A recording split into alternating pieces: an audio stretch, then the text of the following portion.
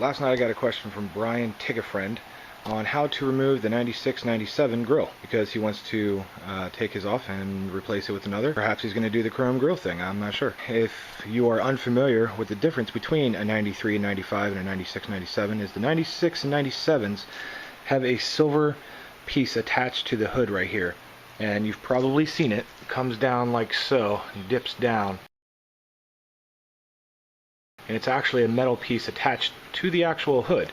And the grill here is different too. This whole entire section right here is cut out to accommodate for that silver fairing piece.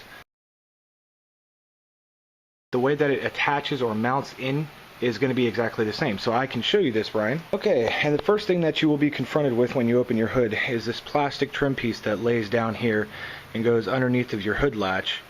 And basically all that is for is just aesthetics, to be nice and aesthetically pleasing when you open your hood. Also, in case you drop tools or something in there, it makes a little nice catch pan in there. And it's held in by a couple of panel clips. Like I've said in previous videos, if you do not have a panel trim removal tool, get one. It's only like $1 or $2 from any auto parts store. You'll have to come in here, you'll have to pry up these clips, and they are a pain in the ass to get up. And do not break them. If you break them, what will happen when you're driving is that this whole entire plastic trim piece that sits in here will flap in the wind. And then you'll say, well, what's that noise? Clap, blah, blah, blah, blah, blah, blah, blah. And it's just because you broke some panel clips. So if you do happen to break the panel clips, do your best to replace them. And if you can't find replacements, what you can do, as you will see many enthusiasts do, is just rip the entire thing up. And you can run without that plastic trim piece there just fine, no problem for the life of the car. Makes absolutely no difference. So getting to the meat of the details, in here you will notice that there are a couple of clips. There should be 2 down here, 2 in the center, and 2 over there, so 6 total. Now these will have these large square brackets. I'm not sure how well you can see that, but they are clipped in. And you have to kind of pry this clips up. One thing that I didn't notice was, yes, the fitment is incorrect because this square bracket should actually go on this side and it pushes through, which means you have to put that entire square bracket on to this peg as you push it through. One reason for these failing is because they split really easy. So in order to try and avoid that, I just put it on the other side as a stopper so that it doesn't get pulled out. Yes, it is a little bit looser fitting because of that, but at least I'm not going to lose my grill on the side of the road somewhere and have, you know, someone run over it and become a road hazard for someone else. So that's why I did that, and I think that's very important to mention that when you watch the video. And this grill is not my original grill, so I had to go to a junkyard to source these.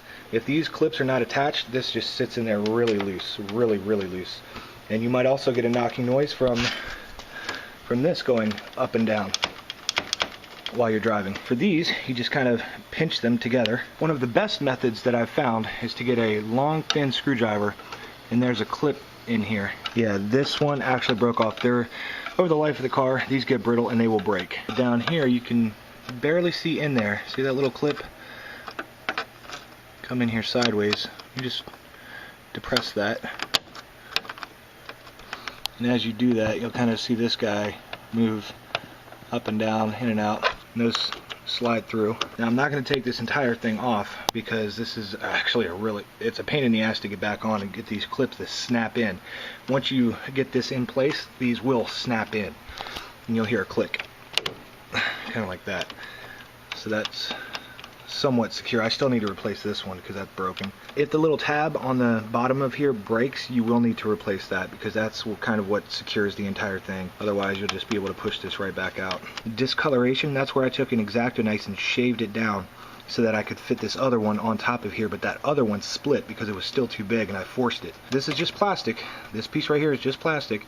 So you can take this whole entire grill assembly out and you can kind of shave it off like you're whittling wood.